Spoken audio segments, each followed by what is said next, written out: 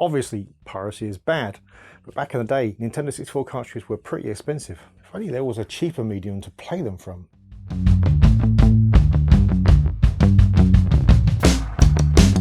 And here we are with the Mr. Backup. There we go. Mr. Backup Z64.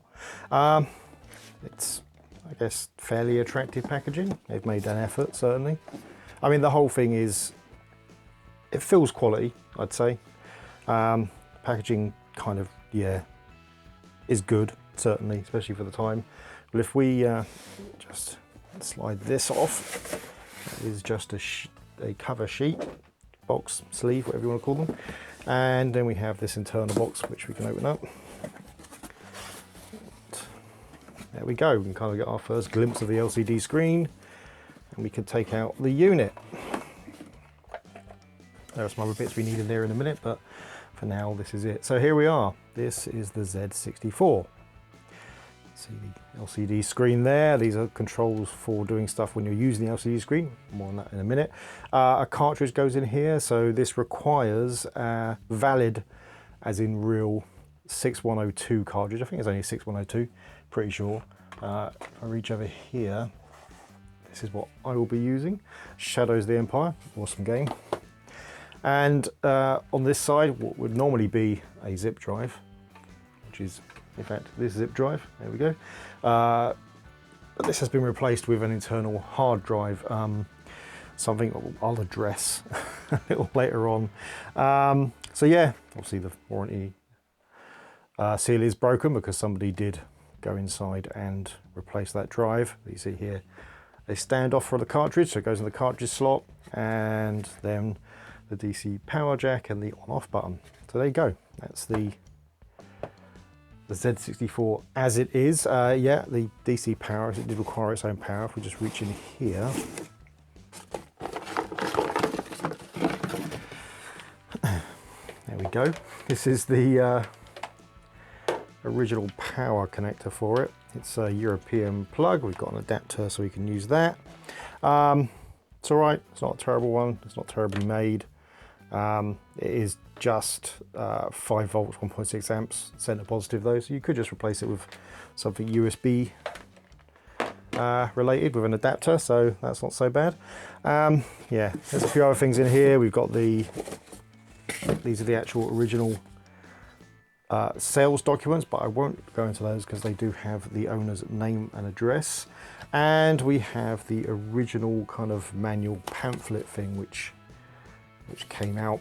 It's quite good. It goes through the basic operations, but unlikely you'll need this. It's all fairly self-explanatory. Like I say, it's probably the easiest of the backup devices to use. Right, so let's stick this on top of the N64 before we start going into some spiel about it. So we have our N64 right here. It's already plugged in and everything.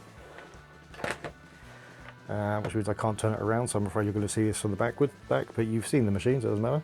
And there we go. It fits very, very smug. Or I have to try and find a way of... Is there enough give? There's enough give. There we go. There we are. I'll unplug the controller so that there's... This is what happens when you get too prepared for a video. And there we go. It's a nice snug fit, which obviously, yeah, is also one of its downsides. If we grab our cartridge from the Shadow of the Empire box, that then slots in there, so that's our pretty much fully working thing, other than powering it up, because we have to have our dropping everything. It's fine, we're okay, nothing's wrong. We have to have our power lead in the back there, and so that's it. That's the Z64 in its usable state. Now I'm going to have to use it with, because I've got the camera bar in front of the desk, because it's usually the best way. It's over here. I'm over here. It's usually the best way to record anything, but this is going to be a little bit harder because I'm going to have to use these buttons while we're doing it. So I may go the wrong directions a few times, but I'm sure we'll get it in eventually. Right, before we go into the actual actually using the machine, we should talk a little bit about it. Yeah, so this is, like I said, the Z64 created by Mr. Backup. It was a Taiwanese company, and this was made in about 1997. It was distributed around the world by a couple of companies, most notably probably Harrison Electronics in the US. My one I purchased obviously in the UK from a company called Interesting Devices. Not this one, this is one I got from eBay. This is one I had originally back in the day. It's an interesting bit of hardware. Basically, it's a FreeXSys computer. It even runs a form of MS-DOS, which is really what its firmware is. It's actually an MS-DOS thing, which made for some interesting hacking later on from different groups. Yes, it's obviously in that cartridge slot on the N64, and its purpose is to allow you to boot games. Originally, like I said, from this here Z64, using zip disks, which was, you know, they were pretty popular at the time and relatively cheap, certainly cheaper than 8 N64 games, which was, well, 4 to 8, which was more or less what this could, each zip disk could hold, depending obviously on the size of the game. Yeah, as I said, this one's been upgraded to a hard drive. Now there were 3 versions of this machine. The very first one only had enough memory to handle 128 megabit games, but 256 megabit games came out relatively quickly, so a second version of the hardware was released to boost that to 250, so it can handle 256 megabit games, which is what this one is. And then there was a third version, but it was really just a cost-reduced version of this. Now, what that means, and these numbers are important, the memory numbers are important, is obviously they limit the size of game that you can actually put onto the Z64, what you could load using it. And N64 games didn't finish at 256, they went up to 512. And so obviously this unit will never ever be able to handle 512 megabit games. I don't think there's been any hacks on it. In fact, I don't think hacks are possible. I mean, I'll be honest, I haven't checked that. But I'm pretty sure, yeah, you can't load 512 megabit games on this at all, and certainly not back in the day as well. Which is, you know, there's only a few 512 megabit games, likes of Resident Evil 2, but they did exist, and yeah, this would never ever load them. But yeah, there were few enough, I guess, that you could just buy those games. There were obviously other backup units available at the same time as this. Probably, again, the most notable ones are those, the V64, the V64 Junior, and the CD64. CD64, I think everyone basically feels is the best of both worlds. Because one of the things with this is designed to be entirely separate from a PC. So you don't have to use a PC for anything. You can rip games using this menu, all sorts of things. So you can do everything you want on here. Put a zip disk in, rip the disk, rip the cartridge, and you've got it. Go to a PC to copy games on that, obviously, but if you only want to back up your collection, then you can do it without touching a PC. Now, the problem with that is one of the other uses for these machines, and there were valid uses for these backup machines, was to use it for development. And what the V64 Junior and the CD64 had was a parallel port connector, or some form of computer connector, which allowed you to use them as debugging devices, something that this would never be able to do. Now, what it can do, obviously, is you can make a game, put it onto a zip disk and then play it, but you couldn't run a debugger over it. You couldn't actually debug the code line by line to find faults. So that was one of the disadvantages of this. I've gone to the disadvantage already, I haven't done advantages yet. Yeah, so obviously the biggest advantage, again, didn't need a PC. You could rip your own games, put the cartridge in, rip it. It could even rip 512 megabit games, even though it can't obviously run those games, it can rip them. So you will see a lot of certainly old N64 games that have got the .Z64 extension. They've probably been ripped with one of these, because it was just a very, very simple way of ripping them. Again, yeah, the cartridges here because of the N64 security system, which uses a set of CIC chips which have to be able to communicate and give the proper result to actually load up a game. You have one of your own country, so this is a UK PAL N64, therefore I need a UK PAL cartridge that I'm able to, so it's able to recognize it as a valid cartridge. But once that's there, this has got built-in software to patch the cartridges as you run them, or you can even use pre-patched ones. Either way, it will allow you to run any region games. There's a few with security, but again, there are patches that were made after the fact that based on the ROMs themselves. So there were very few games you couldn't play, again, apart from our 512 megabit issue. In terms of disadvantages, we've kind of talked, obviously we talked about one already, the inability to play those 512 megabit games. The list of games is small. I think, I don't know how many there are, but certainly in terms of big games, Conker's Bad Fur Day, Resident Evil 2, Pokemon Stadium 2, and the European version of Paper Mario. The US version isn't 512 megabits. The European one is because it's got all of the languages and stuff in there, so it makes it bigger. The shape, again, we alluded to this earlier, the shape here, where it really form fits the N64, it means it can't be used with some of the limited edition consoles, like the Pokemon one, which has got the big relief of Pikachu or whatever on it, so you can't use it on those because it just won't be able to go in the slot. And probably the most major issue it's got is, if I remove this again, the one thing you'll notice underneath the cartridge slot is this grill here.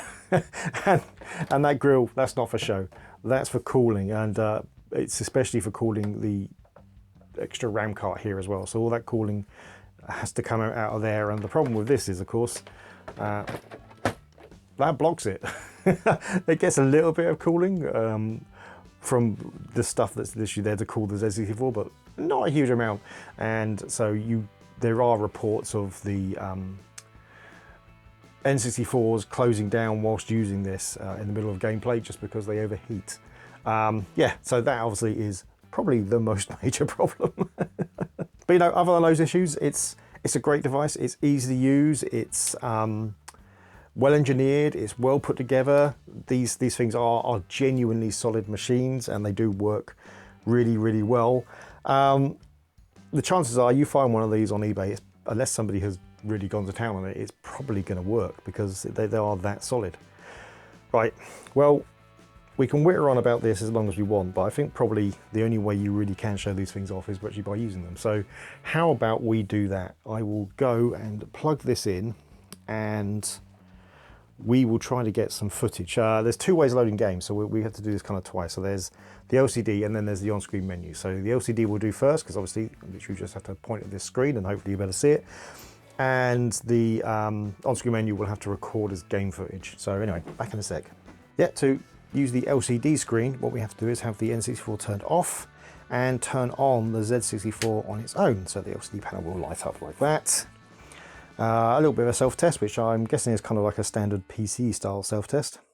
And now we wait, which takes a little bit longer than it used to the zip disk. I'm pretty sure I remember it being anyway.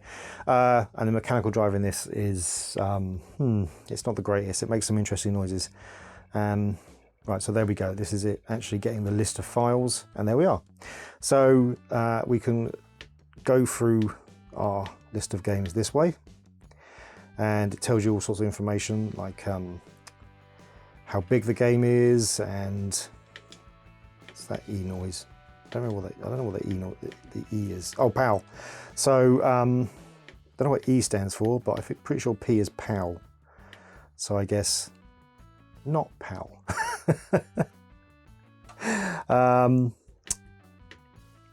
So yeah, and it tells you the size, and it tells you how many you've got on the list and everything. And so if we push this button, so we'll load up battle tanks. Press that button, there we go. You then get a nice little progress bar. This reserve record bit is because it can save and load SRAM from the like cartridge and everything onto the thing, so it'll load it back onto the mem pack and things like that. Yeah, and now what we do is we turn on the N64 using the power button, and it tells us it's playing, and then that would then appear on the screen behind us. I haven't got the cartridge device running because it's very finicky with this, so it will not work if I try and load it from the LCD. But you can hear the game in the background. It's loaded up, which is awesome. Hopefully you can still hear me over it because it's quite loud. Yeah, but if we want to do it via the actual on-screen menu, then basically we turn this off first. That does that, where it sees if it's got any things to save and to put it onto the zip disk. It takes a little while sometimes. And there you go, we're back at this. So now if we don't select the game, we don't push enter, and we turn on the N64, that will change to that. And then on the screen, we will get, and hopefully the capture device picks this up. Yeah, you can see this menu now. So we can control it using the N64 joystick. It's running just like it is if it was a N64 game, which it technically is. So Actually, this is a good one to try. So this one is, as you can see over the side there, game from the US, so it wouldn't run on our machine. It will come up with an error on the screen, and this one's not been patched, and so we'll go for it. So we'll try loading it first.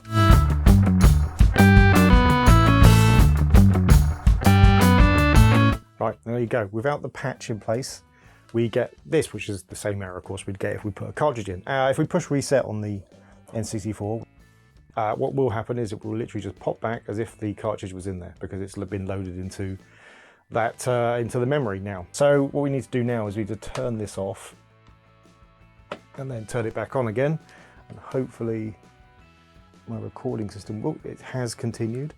Still going? That's still going, right. So instead what we can do is we can hit the one of the yellow buttons. Ignore the state of this controller, it's the only one I can find. So we hit this yellow, and then we can go down, and you see it says country fix off. We can go across to on, and if we reverse out of that menu and say update setup, yep, so that's now saved onto the Z64. Why the original owner didn't do this, I don't know. Well, maybe he had a USA machine, I guess. So we'll hit that again, and it will take the same amount of time to load up, so I will fast forward past this again.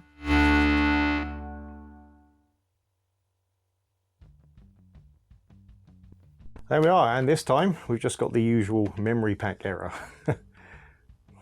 And a million different cutscenes. But anyway, yeah, I'm not a fan of this game, I will say, so I'm not really going to play it. But yeah, there we go. This is loaded up. So that was patching it on the fly as it went across, which is music in the background. That's quite loud. The controller's a long way away from me though, so we won't worry about that. Anyway, yes. So that's the Z64 anyway, in all of its glory. I think you might be able to hear the noise that that internal hard drive is making. It does not sound great. So I think the first thing I'm going to do is replace this with some kind of solid state thing, or I might just put the zip disk back in. I mean, let's be honest, there are much better ways to do cartridges on the N64 now. I mean, I've got an EverDrive, so it makes it much easier than using this method, but it is a wonderful device, and it is a throwback to back in when I had a Z64. So yeah, I like owning one, but yeah, it's probably not practical for everyday use. It is old, as well built as it is. Eventually, it's going to start having faults. That zip disk is simply not going to work, because they never do. They have all sorts of things that degrade inside. So I will have to repair that, but I may put it back in just to take it back to its original stock thing, or I might actually just stick in some kind of compact flash to IDE device in there or something, and just have games loaded up that way, because yeah, why not? All right, let's go to the wrap up. Right, there we have it, the Z64. An interesting device. Again, as I mentioned though, there are obviously nowadays much better ways of of playing games, but it's still a fascinating device, and certainly back in the day when zip disks were a thing and were useful, I personally used to get them free from my company, so I mean, double bad situation. And obviously piracy is bad, and you should always get the original games, but when you haven't got enough money, then sometimes that's the only way, or not getting them at all, which is probably the right way. Now they did, I will say in my own defense, that this tended to mean I used to try games, and if I liked them I did buy them, because owning them was always nice anyway. And yeah, whilst I got those zip disks free, I did have to use them for work at some point, so they were never going to be permanent. Anywho, now I've covered my own my own back. I'll just say, yeah, it's not an unuseful device nowadays, but it is less practical than other solutions, let's say. But I still think a great thing to own, just a fairly unique piece of gaming history in how it was designed to work, personally, I think, anyway. Right, thanks for watching. If you like the video, please hit like. If you didn't like the video, or you have something else to say, including comments on piracy, which I'm sure I'll get, and any memories you've got of any of the other backup systems. I've never tried any of the others, like the CD64, the V64, the Junior. I haven't tried any of those. So if you did try any of those, then yeah, please tell me what it was like, and the issues and that you felt with those, and the drawbacks and such. I've only got third-hand knowledge, which is never great. Yeah, did I say leave it in the comments? I went off on a tangent again. Leave it in the comments. if you feel like you want to help the channel thrive, then obviously the free things you can do is liking and commenting and subscribing, sharing it, and the other things you can do is you can join the membership on the YouTube channel, which helps us to pay for some stuff, but by no means consider that to be a thing you have to do. It just helps out if you can. Yeah, see you next time. The present is horrible, the future looks bleak. Remember our childhood to get us through the